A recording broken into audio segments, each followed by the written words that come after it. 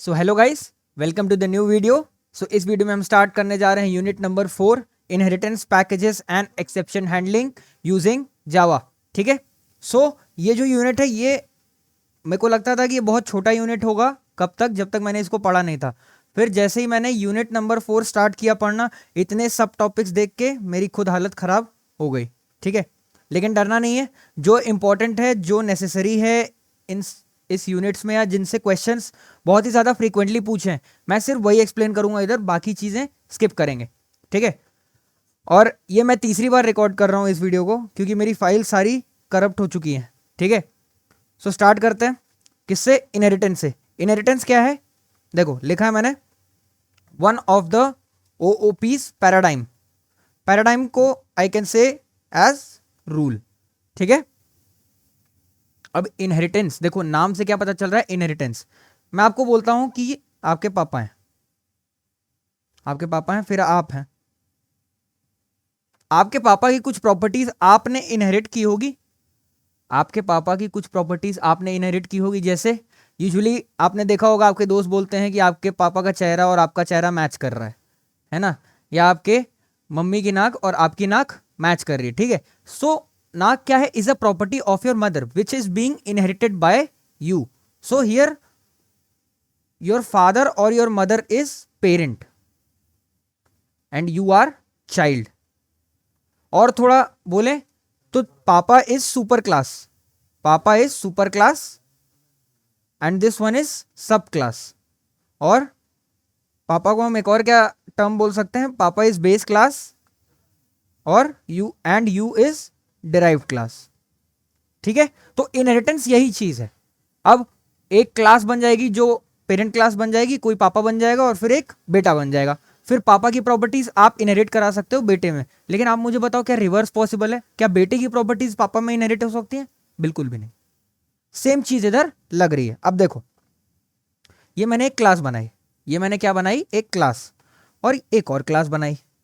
अब मेरे को क्या बनाना है कि ये क्लास भी क्या बन जाए? सन बन जाए। और ये पापा बना रहे। तो सन बनने के लिए या इनहेरिट कराने के लिए ऊपर वाले क्लास की प्रॉपर्टीज या पापा के प्रॉपर्टीज को इनहेरिट कराने के लिए मैं क्या यूज करता हूं? एक्सटेंड्स। क्या यूज करता हूं? Extends. So class B extends A, मतलब class B is son of class A और class B is derived class from class A. Class A is base class and class B is derived class. ठीक है। अब ये देखो, मैंने लिखा है क्लास ए में कौन सी प्रॉपर्टीज रहेंगी? Properties of A. लेकिन क्लास बी में कौन सी प्रॉपर्टीज रहेंगी? Properties of A plus B. A की तो रहेंगी, सॉरी बी की तो रहेंगी, साथ में किसकी रहेंगी? ए की भी इंक्लूड हो जाएंगी। ठीक है। अब इसके कुछ फीचर्स हैं, ये देखो। कोड रीडेबिलिटी इंप्रूव हो जाती है। लास्ट पॉइंट पढ़ना, रिड्यूसेस रिडंडेंसी। मतलब जो कोड आप बार बार लिखोगे, बार बार मतलब ऐसा हुआ कि आप क्लास ए में कुछ प्रॉपर्टीज लिखे, अब वही प्रॉपर्टीज आपको क्लास बी के लिए भी लिखनी है, तो आपका टाइम बच रहा है ना। आप इनहेरिट करा दो, इसकी प्रॉपर्टीज इसमें इनहेरिट करा दो, तो ये भी उसकी प्रॉपर्टीज को यूज कर पाएगा। करेक्ट। सो इससे डुप्लीकेशन, रिडंडेंसी मतलब डुप्लीकेशन ऑफ कोड कम होता है। करेक्ट। अब ये देखो, मैंने एक एग्जांपल बनाया है। क्या बनाया है? Class animal. उसमें ये क्या है? एक मेथड है, वॉइड ईट करके। वॉइड ईट करके क्या है? एक मेथड है। फिर उसमें मैंने कुछ पास किया है। फिर मैंने एक डिराइव्ड क्लास बनाई है, एक derived class, class dog. X tends animal means dog is the child class and animal is the parent class. और उसमें मैंने बार्क को कॉल किया है।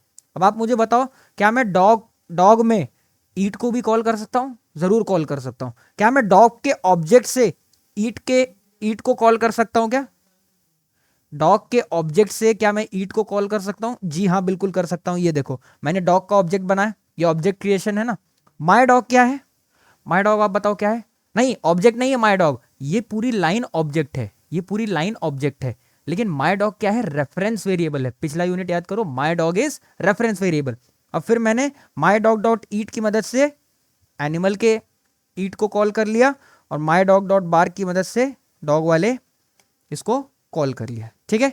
सो आई होप आपको इनहेरिटेंस क्लियर हुआ होगा। आगे आते हैं किस पे?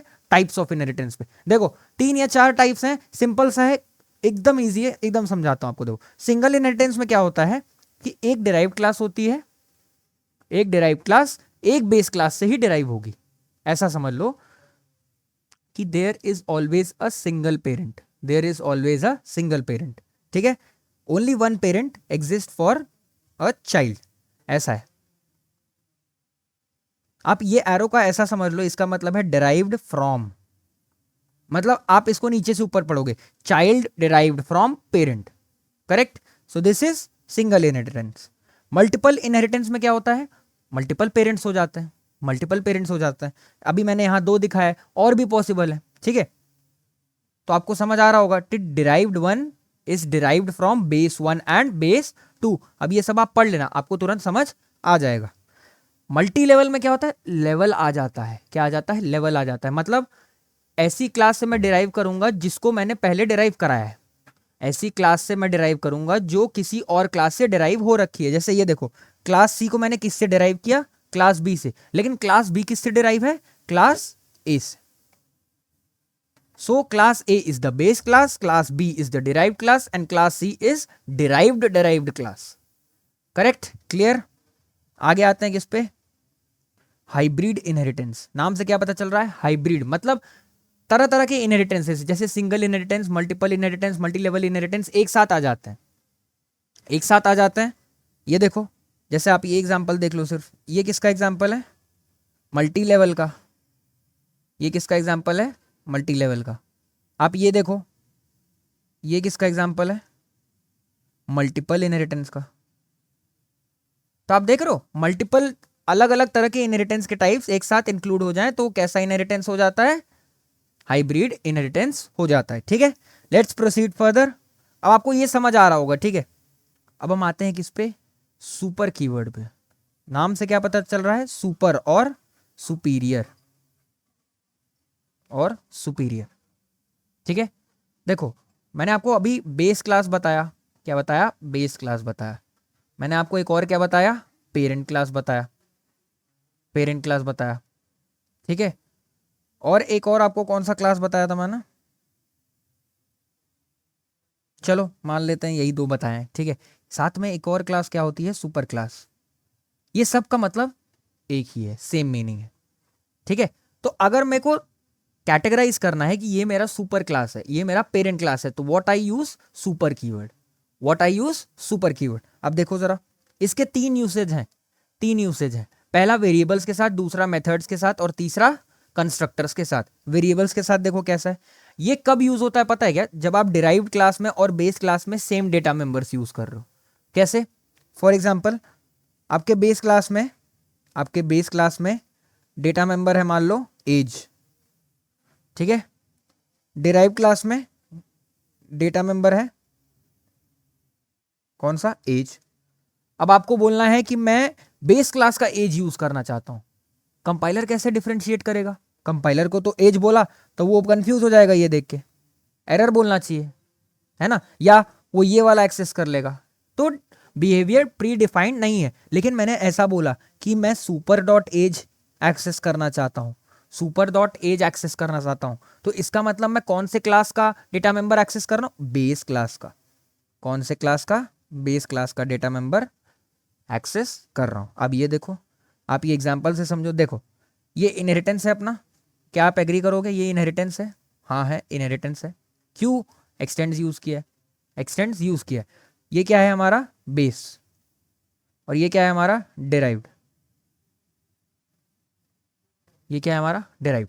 अब देखो, व्हीकल में एक डेटा मेंबर है मैक्स स्पीड, सिमिलरली कार में भी जो डिराइव्ड क्लास है वो भी एक डेटा मेंबर कौन सा है, मैक्स स्पीड।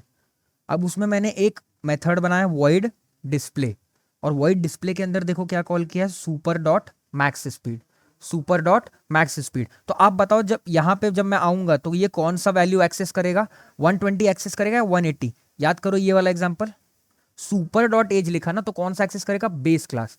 तो बेस क्लास के लिए ये कौन सा एक्सेस कर लेगा, बेस क्लास में क्या वैल्यू है 120, तो ये प्रिंट क्या कर देगा 120, correct, clear, I hope clear हो गया होगा। अब हम आते हैं किस पे, मेथड पे।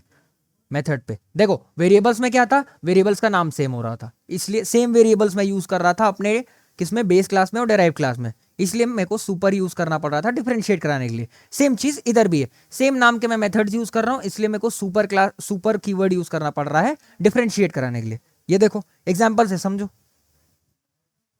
इनहेरिटेंस दिख गया, इनहेरिटेंस दिख गया।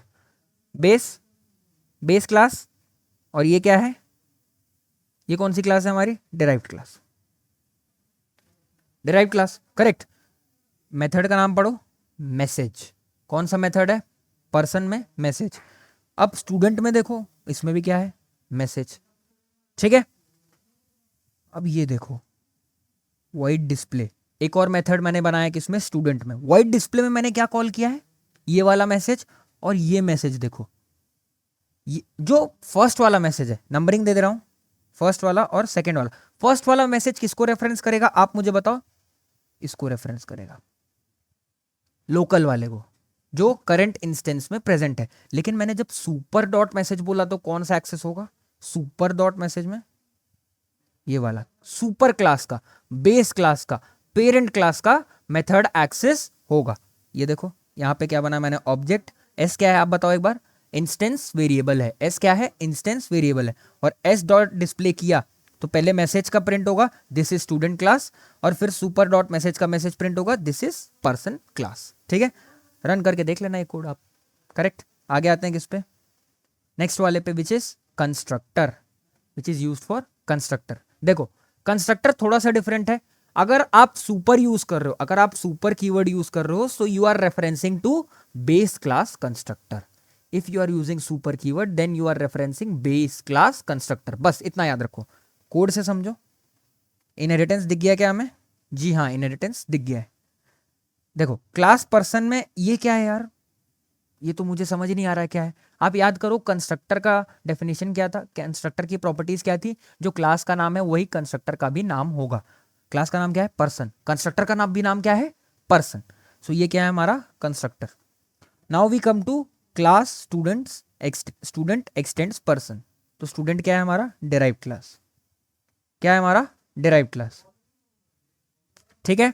अब ये देखो यहां पे मैंने क्या क्या कॉल किया है, कंस्ट्रक्टर, किसका, स्टूडेंट का कंस्ट्रक्टर कॉल किया है। उसके अंदर देखो क्या कॉल किया है यार, सुपर, क्या कॉल किया है, सुपर। तो ये किसको पॉइंट करेगा, या ये जब कॉल होगा तो क्या रन होगा, ये रन होगा, ये रन हो जाएगा, ठीक है। जैसे ही मैंने ये कॉल किया तो प्रिंट होगा पर्सन क्लास कंस्ट्रक्टर, फिर दूसरी लाइन में ये है तो ये प्रिंट हो जाएगा स्टूडेंट क्लास कंस्ट्रक्टर। ट्राई करके देख लेना, यही प्रिंट होना है, करेक्ट। आई होप क्लियर होगा। आगे आते हैं किस पे, एब्स्ट्रैक्ट क्लास पे। देखो एब्स्ट्रैक्ट क्लास का आप ऐसा समझ लो कि मैं एक टेम्पलेट डिफाइन करता हूं। मैं क्या डिफाइन करता हूं, एक टेम्पलेट डिफाइन करता हूं। जैसे मेरे को एक क्लास बनाई मैंने एनिमल की, मैंने क्या किया, एक एनिमल की क्लास बनाई, और उसमें मैंने एक, मेरे को ऐसा करना है कि मैं मल्टीपल क्लासेस बनाऊंगा एनिमल के नाम से। जैसे कैट की एक क्लास होगी, डॉग की होगी, बफेलो की एक होगी, ठीक है, ऑक्स की एक होगी, टाइगर की एक होगी, और उनमें उनकी साउंड्स रहेंगी, उनमें उनकी क्या रहेंगी, साउंड्स रहेंगी।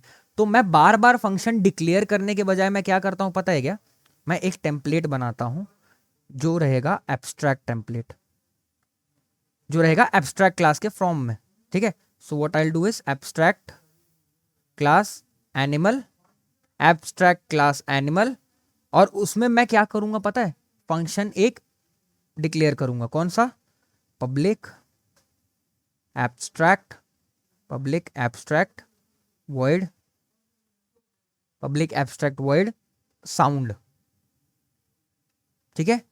अब इससे क्या पता चला, अब ये सबके लिए कॉमन है, ये सबके लिए कॉमन है। अब आप ये एनिमल को क्या करा सकते हो पता है क्या, ये एनिमल को बेस क्लास बना के डॉग, कैट, ऑक्स, बफेलो, इन सबको क्या बना सकते हो, चाइल्ड क्लास, इन सबको आप क्या बना सकते हो, चाइल्ड क्लास। और डायरेक्टली साउंड के लिए आप उनका खुद का प्रोटोटाइप लिख सकते हो। कैसे, ये देखो, आप ये एग्जांपल देखो बस, मैंने यहाँ पे क्या एब्स्ट्रैक्ट क्लास बनाई है, शेप नाम की, और उसमें एक कॉमन शेप, कौन, एक मेथड क्या दिया है, ड्रॉ, ठीक है। आप ये देखो ये क्या है, सिर्फ इंस्टेंसिएशन है, इंस्टेंसिएशन या डिक्लेरेशन।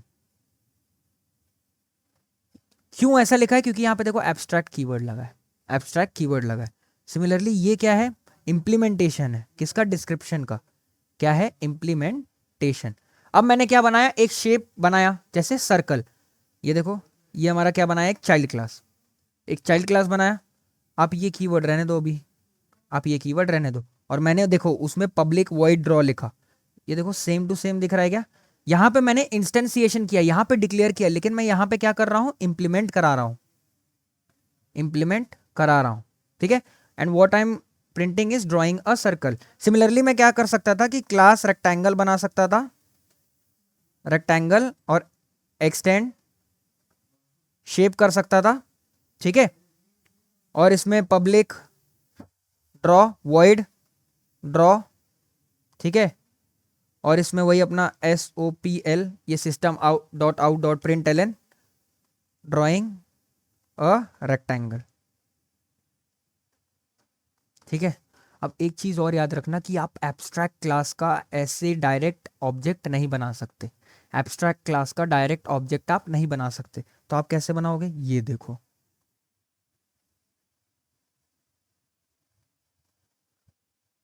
समझा? सर्कल क्या है, एक सर्कल क्या है, एक रेफरेंस वेरिएबल, सर्कल क्या है, एक रेफरेंस वेरिएबल। यहाँ पे तो मैंने शेप लिखा है, लेकिन यहाँ पे क्या लिखा है, सर्कल। यहाँ पे मैंने क्या लिखा है, सर्कल। ये डिक्लेरेशन आपको नहीं समझ आ रहा है तो रट लेना, ठीक है, रट लेना। इसको मैं उतना सिग्निफिकेंटली नहीं समझा रहा हूँ अभी आपको, क्योंकि टाइम नहीं है। अब देखो जैसे ही मैंने सर्कल डॉट ड्रॉ किया, सर्कल डॉट ड्रॉ किया, तो ये किसको रेफरेंस करेगा पता है, इसको। और मैंने जब सर्कल डॉट डिस्क्रिप्शन किया ना, तो ये किसको रेफरेंस करेगा, बेस क्लास के डिस्क्रिप्शन को रेफरेंस करेगा, ठीक है, क्लियर है। सो एब्स्ट्रैक्ट क्लास आपको समझ आया कि मेरे को अगर कोई कॉमन मेथड या कोई कॉमन डेटा मेंबर असाइन कराना है, कॉमन डेटा मेंबर असाइन कराना है, तो मैं क्या कर सकता हूं, एक एब्स्ट्रैक्ट क्लास बना सकता हूं। वो एब्स्ट्रैक्ट रहेगी, एक साइड रहेगी, उसका ऐसे कोई सिग्निफिकेंस नहीं है। उसका सिग्निफिकेंस कब क्रिएट होगा, जब आप उसको इनहेरिट कराओ, जब आप उस पर इनहेरिटेंस लगाओ, या आप उसको बेस क्लास बना के उसके चाइल्ड क्लासेस बना दो, ठीक है, क्लियर है। आगे आते हैं पैकेजेस पे। किस पे आते हैं, पैकेजेस पे। देखो पैकेज क्या है ना, जैसे आप मान लो इट इज अ फोल्डर जिसमें मल्टीपल क्लासेस रहती हैं, क्लास 1, क्लास 2, क्लास 3। आप ऐसा बोल सकते हो ना कि आपने एक जावा प्रोग्राम बनाया और उसमें मल्टीपल क्लासेस दे दी, so that Java program is technically a package, clear. That Java program is technically a package. Actually it's not a very correct way to explain this, but आपके explanation के लिए, आपको समझने के लिए मैं ऐसा बता रहा हूं, ठीक है। अब देखो, you can imagine it as a way to organise your files so that you can easily find them. अब आप वो उन क्लासेस को अगर एक पैकेज में भर दोगे तो क्या होगा, पैकेज में आप कौन सी चीज को भरते हो, जो सिमिलैरिटी होगी, ठीक है। जैसे मान लो आपके एक खूब ढेर सारी फाइल्स होंगी, क्या होंगी, फाइल्स होंगी। एक फाइल में आपका स्टूडेंट का रिकॉर्ड होगा, जिसमें आपकी मार्कशीट ये सब होगा। एक होगा जिसमें आपके पर्सनल फोटोज एंड एवरीथिंग होंगे। एक फाइल होगा जिसमें आपका गवर्नमेंट रिलेटेड डॉक्यूमेंट्स होगा, ठीक है। तो जिन क्लासेस में आपस में थोड़ा थोड़ा रिलेशन है या सिमिलैरिटी है, उसको मैं एक पैकेज में डाल देता हूँ, ठीक है। इससे फायदा क्या हुआ, मैं उस पैकेज को एक टाइप डिफाइन कर दूंगा कि ये पैकेज इस टाइप का है, और उसकी क्लासेस मैं उसी पैकेज से यूज करा सकता हूं, ठीक है। आपने जावा डॉट यूटिल सुना है, Java dot यूटिल, यूटिल is a package here. उसमें सिमिलर टाइप की क्लासेस हैं जो certain type of operations perform करने में हेल्प करती हैं। जिनको नहीं पता है, it's okay, it's totally okay, ठीक है। अब ये देखो, आपको अगर कोई भी पैकेज डिफाइन करना है तो उसका सिंटैक्स क्या है, पैकेज कीवर्ड और पैकेज का नाम, पैकेज कीवर्ड और पैकेज का नाम। एक सिंपल एग्जांपल देख लो, ये तो हमारा क्या था, जावा प्रोग्राम था बेसिक सा, ये हमें पता है। साथ में ये देखो एक लाइन जुड़ गया, माय पैकेज, ठीक है, क्लियर। अब क्लास पाथ क्या होता है यार, क्लास पाथ क्या होता है, देखो पाथ आपको पता है, पाथ, पाथ क्या है, रास्ता या वे। कभी भी जब कंप्यूटर की बात करते हैं ना, और आप कोई फाइल को क्लिक करते हो, कोई फाइल को क्लिक करते हो, तो एक पाथ जनरेट होता है। एक पाथ, पाथ क्या होता है, उस फाइल पे पहुंचने का तरीका, उस फाइल पे पहुंचने का तरीका। सिमिलरली क्लास पाथ क्या है, क्लास पाथ क्या है, उस क्लास तक पहुंचने का एक रास्ता या एक तरीका, ठीक है, वो क्लास पाथ में डिफाइन होता है। आप बोलोगे क्लास पाथ का सिग्निफिकेंस क्या है यार, देखो जब आप कोई भी पैकेज बनाओगे ना, जब आप कोई भी पैकेज बनाओगे तो उसमें कुछ क्लासेस होंगी ना, जैसे मान लो क्लास 1, क्लास 2, ठीक है। और मान लो ये पैकेज किसी डायरेक्टरी में है, मान लो डायरेक्टरी, ठीक है, ऐसा कुछ सिस्टम है। अब कंप्यूटर को अगर फेच करना है किसको, क्लास 2 को, तो वो क्या करेगा, पहले डायरेक्टरी में जाएगा, फिर पैकेज में जाएगा और पैकेज के अंदर क्लास 2 में जाएगा। तो अगर मैं उसको लिखूंगा तो कैसे लिखूंगा, डायरेक्टरी पैकेज क्लास 2, ये क्या है, क्लास पाथ है, ये क्या है, क्लास पाथ है। ठीक है, अब देखो अगर मैंने ऐसा कुछ रेफरेंस नहीं दिया ना, तो क्लास 2 को किस में खोजा जाएगा पता है क्या, जो करंट डायरेक्टरी है जिसमें मैं अपने प्रोग्राम को रन कर रहा हूं। अब मैं चाहूं तो वो पैकेज में भी रन कर रहा हूँ तो पैकेज में खोजेगा, अगर मैं डायरेक्टरी में बैठ के रन कर रहा होता तो डायरेक्टरी में खोजता था, पैकेज के अंदर जाके नहीं खोजेगा, सिर्फ डायरेक्टरी के अंदर खोजेगा, दैट्स इट। ठीक है, क्लियर है। आगे आते हैं किस पे, इंटरफेस पे। देखो interface is very similar to किससे, एब्स्ट्रैक्ट क्लास से। Interface is very similar to abstract class. देखो interface in java is like a contract or a blueprint that defines a set of methods that a class must implement। मतलब interface में मैं क्या declare कर रहा हूं पता है क्या, क्या डाल रहा हूं, जो जो मेथड्स मेरे क्लास बनाएगा या जो जो मेथड्स उस क्लास में होंगे, जैसे मैं बोलता हूं मेथड 1 होगा, मेथड 2 होगा, तो ये सारे किस में होंगे, मेरे एक क्लास में एग्जिस्ट करेंगे, एग्जिस्ट करेंगे।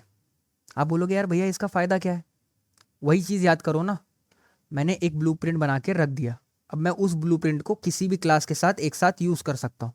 फायदा क्या हुआ, कोड रीडेबिलिटी बढ़ी, रिडंडेंसी कम हो जाएगी, डुप्लीकेट बार बार नहीं करना पड़ेगा मेरे को, मैं वही चीज बार बार यूज कर सकता हूँ। कैसे यूज करोगे, कैसे यूज करोगे, इंटरफेस की मदद से यूज करोगे।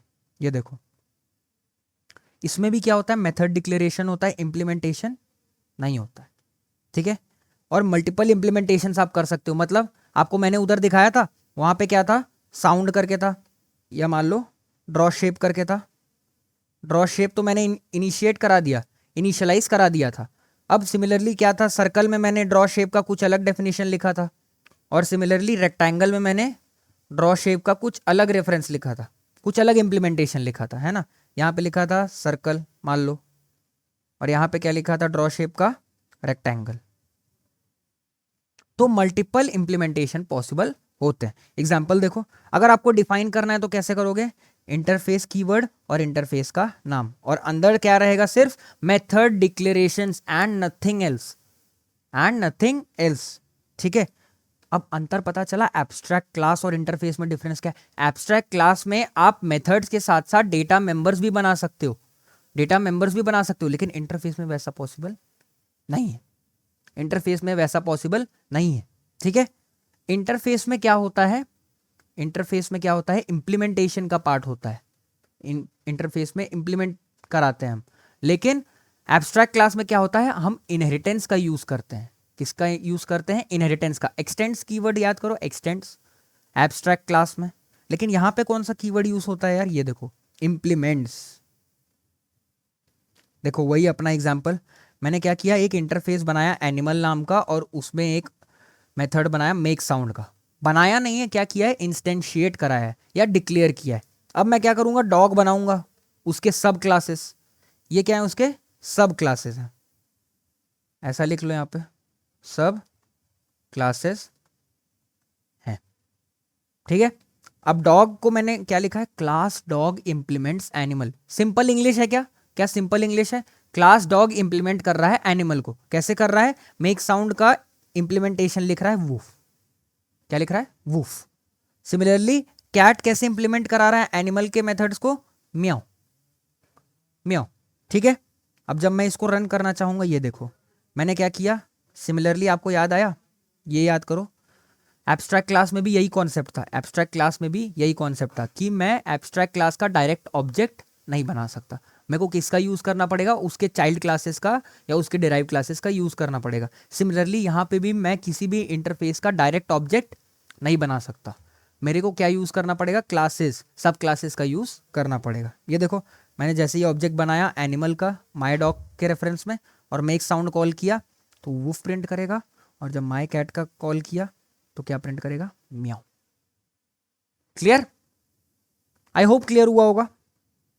अब देखो एक चीज मैंने आपको नहीं बताई थी कि जावा में आप डायरेक्टली मल्टीपल इनहेरिटेंस नहीं करा सकते, मल्टीपल इनहेरिटेंस नहीं करा सकते। आपको किसकी मदद से कराना पड़ेगा, किसकी मदद से कराना पड़ेगा, आप मुझे बताओ, इंटरफेसेस की मदद से कराना पड़ेगा। क्वेश्चन आया है तो इसलिए मैं कोड की मदद से एक्सप्लेन करता हूं। मैंने एक इंटरफेस बनाया ए नामक इंटरफेस बनाया जिसमें एक मेथड है डिस्प्ले 1 करके। सिमिलरली मैंने इंटरफेस बनाया बी जिसमें है डिस्प्ले 2। अब मैंने क्या बनाया, एक क्लास बनाई सी नाम से जो किसको किसको इंप्लीमेंट करा रही है, ए और बी को, सॉरी, जो किसको किसको इंप्लीमेंट करा रही है, ए और बी को। ठीक है, अब जैसे ही मैं डिस्प्ले 1 का कोड लिखूंगा इंटरफेस ए के लिए, इंटरफेस ए उसके अंदर लिख दिया मैंने। For display 2 I will write interface B. ठीक है, अब फिर मैं सी का जैसे ही ऑब्जेक्ट बनाऊंगा, सी का कैसे जैसे ही मैं ऑब्जेक्ट बनाऊंगा और मैं क्या करूंगा, जैसे मान लो मैंने ऑब्जेक्ट बनाया C O B J dot display 1 जब करूंगा ना, जो डॉट डिस्प्ले 1, तो ये क्या प्रिंट करेगा, इंटरफेस ए। फिर मैं C O B J dot display 2 करूंगा तो ये क्या प्रिंट करेगा, इंटरफेस बी। आप बोलोगे यार भैया ये मल्टीपल इनहेरिटेंस कैसे है? देखो क्लास सी क्या है, हमारा डिराइव हो रहा है, टेक्निकली देखा जाए तो कहां कहां से डिराइव हो रहा है, इंटरफेस ए से और इंटरफेस बी से। ठीक है, इंटरफेस ए और इंटरफेस बी से डिराइव हो रहा है। तो ये डायग्राम किसका था, मल्टीपल इनहेरिटेंस का था। क्या मतलब, एक सिंगल डिराइव क्लास दो या मल्टीपल पेरेंट क्लास से डिराइव हो रही है। ठीक है, क्लियर है? आगे आते हैं, ये हो गया हमारा, रिपीट हो गया एक्सेप्शन हैंडलिंग पे। किस पे, एक्सेप्शन हैंडलिंग पे। एक्सेप्शन हैंडलिंग आप ऐसा बोल लो ना, रिस्क। किससे रिलेट कराएंगे हम, सॉफ्टवेयर इंजीनियरिंग से। आप मुझे बताओ, अगर मैंने रिस्क को हैंडल नहीं किया तो क्या होगा, वो फेलियर में कन्वर्ट हो जाएगा, कैटेस्ट्रॉफिक हो सकता है। कैटेस्ट्रॉफिक मतलब हार्मफुल हो सकता है, डेंजरस हो सकता है ना। जो मैं एक्सपेक्ट कर रहा हूं वो नहीं होता है ना, करेक्ट। तो यही चीज क्या होता है, एक्सेप्शन होता है।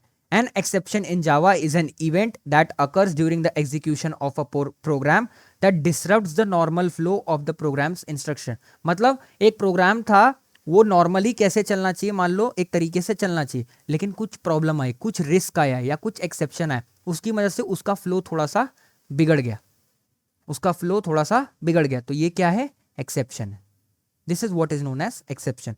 अब इन एक्सेप्शन को नेसेसरी क्यों है हैंडल करना, क्या होता है, नॉर्मल फ्लो पहले तो खराब होता है, नॉर्मल फ्लो खराब हुआ, फिर दूसरा क्या होता है, फेलियर होने के चांसेस ज्यादा हो जाते हैं, तीसरा क्या होता है, टाइमली डिलीवरी नहीं हो पाती प्रोजेक्ट की, सॉफ्टवेयर इंजीनियरिंग का कॉन्सेप्ट, टाइमली डिलीवरी नहीं हो पाती, और चौथा क्या है, अनयूजुअल रिजल्ट्स आते हैं, जो एक्सपेक्टेड रिजल्ट है वो नहीं आता।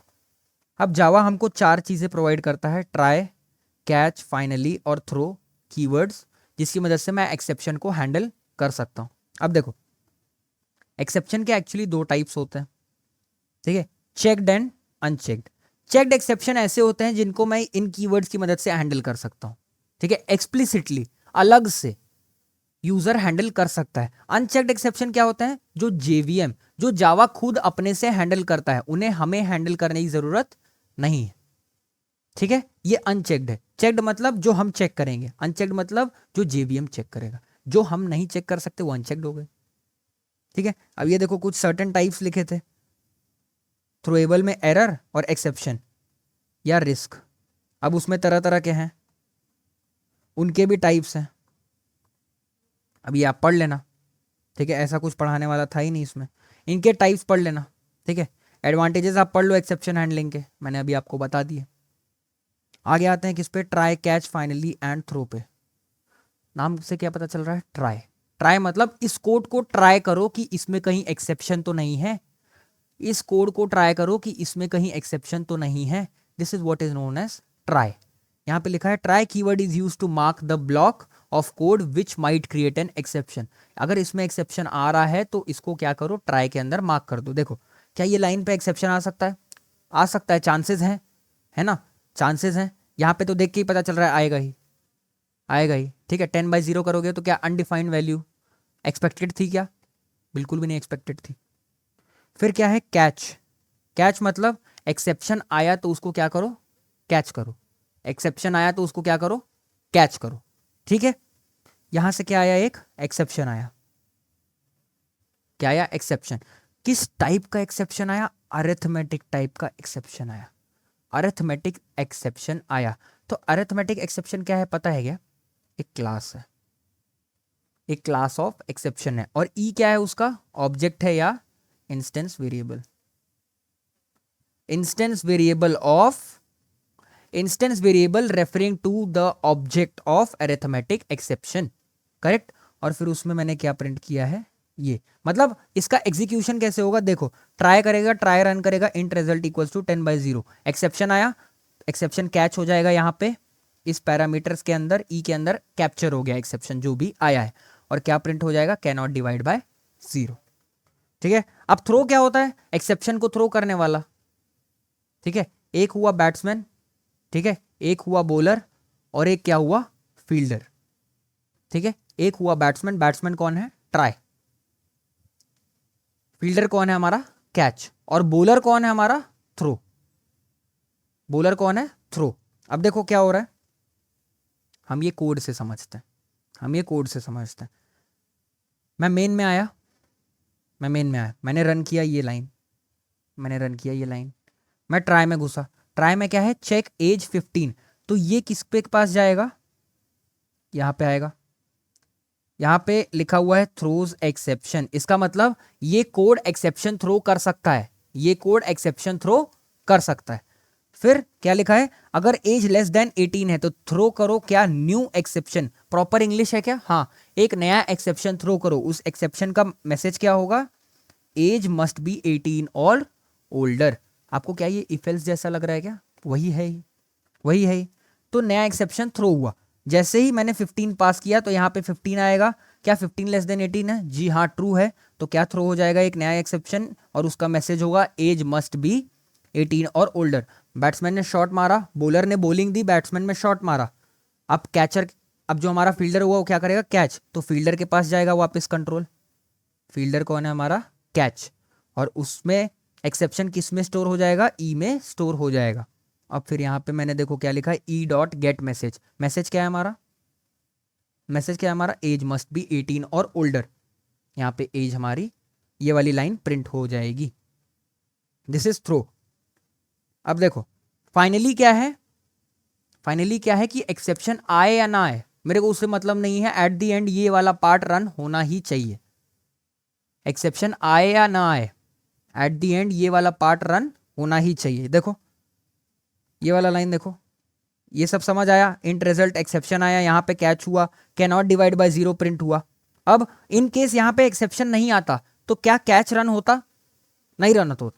तो क्या प्रिंट, क्या can not divide by 0 print होता, क्या नहीं प्रिंट होता। लेकिन प्रिंट हमेशा क्या होगा, this will always be executed. अगर एक्सेप्शन आया तो can not divide by 0 print होगा, और साथ में क्या प्रिंट होगा, this will always be executed. अगर एक्सेप्शन नहीं आया तो can not divide by 0 print नहीं होगा, लेकिन हमेशा क्या प्रिंट होना है, this will always be executed. इसीलिए मैंने मैसेजेस भी वैसे ही लिखे, इसलिए मैंने मैसेजेस भी वैसे ही लिखे हैं। ठीक है, आगे आते हैं अब बिल्ट इन एक्सेप्शंस। जावा में कुछ बिल्ट इन एक्सेप्शंस होते हैं, ये आप पढ़ लेना, मेरे को पढ़ाने की ऐसे कुछ खास जरूरत है नहीं, इन्हें याद कर लेना नहीं समझेगा तो। ठीक है,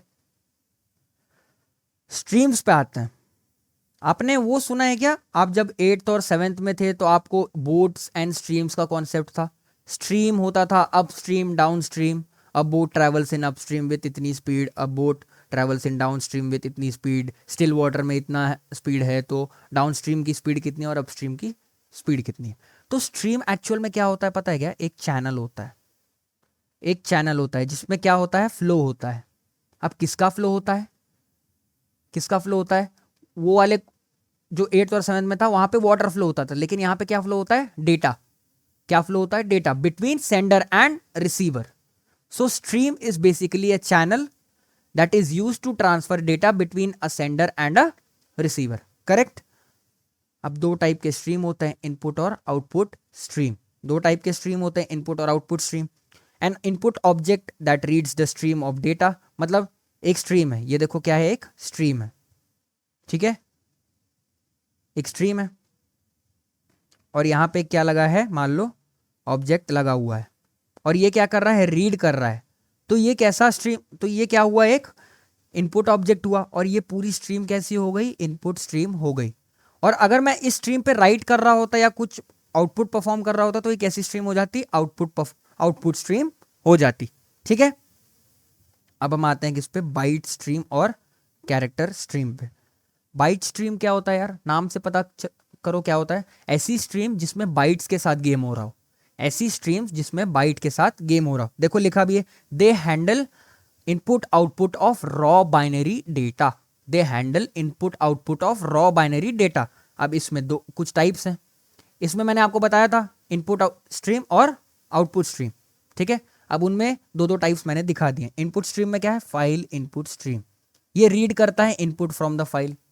ये क्या करता है, रीड करता है इनपुट फ्रॉम द फाइल। एक फाइल में जैसे जैसे इनपुट आएगा वैसे वैसे वो उसको रीड करता चला जाएगा।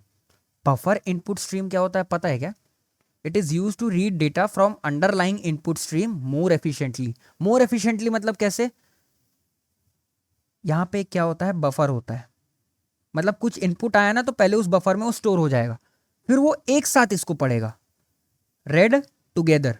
अब ये एफिशिएंट है, ऑब्वियसली एफिशिएंट है ना। एक साथ पहले तुम इकट्ठा कर लो फिर मैं उसके साथ खेलूंगा, है ना। एक एक करके खेलने में मेरा बहुत टाइम जाता है। सिमिलरली आउटपुट स्ट्रीम, अब आपको समझ आ गया होगा, आउटपुट को हैंडल करता है। अब हम आते हैं कैरेक्टर स्ट्रीम। बाइनरी स्ट्रीम किसके लिए था, बाइनरी डेटा के लिए था। कैरेक्टर स्ट्रीम किसके लिए है, सेट ऑफ कैरेक्टर्स के लिए। किसके लिए, कैरेक्टर डेटा या सेट ऑफ कैरेक्टर्स के लिए। अब इसमें दो टाइप्स हैं, रीडर और राइटर क्लास। कौन से क्लासेस हैं, रीडर और राइटर क्लास। रीडर क्या करते हैं, ये रिप्रेजेंट करता है super class of all classes that read the character data, जो रीड करते हैं इनपुट स्ट्रीम ऑफ कैरेक्टर्स या कैरेक्टर डेटा को रीड करते हैं। अब उसमें फाइल रीडर, बफर रीडर, क्या समझाने की जरूरत है, बिल्कुल भी नहीं। ठीक है, सिमिलरली राइटर में क्या होता है, जो आउटपुट स्ट्रीम ऑफ कैरेक्टर्स या आउटपुट डेटा को पे काम करते हैं, है ना। उसमें file writer, buffer writer. Correct, clear, 100% clear, I hope clear होगा। ठीक है, अब देखो मैंने ऑलमोस्ट सब कुछ करा दिया। ठीक है, अब ये जो राइटिंग कंसोल आउटपुट है ना, ये क्या है पता है क्या, ये जो हमारा system dot output, system dot out dot println है ना, ये उसके बारे में। और ये किसके बारे में पता है क्या, इनपुट कैसे लेना है यूजर से, स्कैनर क्लास के बारे में। अब ये 2-2 मिनट के रीडिंग कॉन्सेप्ट्स हैं। अब मैं इसको क्यों नहीं लिया हूँ, क्योंकि ये वीडियो ऑलरेडी बहुत लंबी हो जाती है, फिर ये और खींच देगा, इनका उतना सिग्निफिकेंस है ही नहीं। ठीक है, बाकी सब मैंने एक्सप्लेन कर दिया है। ठीक है, कुछ कुछ चीज़ें इसमें भी रही हुई हैं, मेरे को लगा ऐसा कि वो नहीं पूछेगा, उतना सिग्निफिकेंस नहीं है, इसलिए मैंने नहीं एक्सप्लेन किया है। ठीक है, जितना मैंने इधर एक्सप्लेन किया है आप वो पढ़ने का ट्राई करो, आप वो पढ़ने का ट्राई करो। ठीक है, आई एम वेरी श्योर, मेरे को लगता है कि जो यहाँ पे है शायद उसमें से ही क्वेश्चन आएगा। ठीक है, शायद उसमें से ही क्वेश्चन आएगा।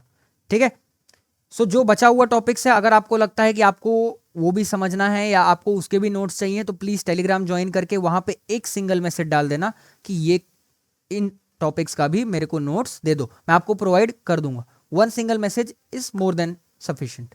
ठीक है, कल सुबह जो वीडियो आ रही होगी वो आ रही होगी यूनिट नंबर 5 पे, और दोपहर में वीडियो आएगी यूनिट 6 पे, और दोपहर तक आपका सिलेबस खत्म। ठीक है, सो इस वीडियो में इतना ही रखते हैं गाइस, मिलते हैं नेक्स्ट वीडियो में। Till then take care, bye bye and good night.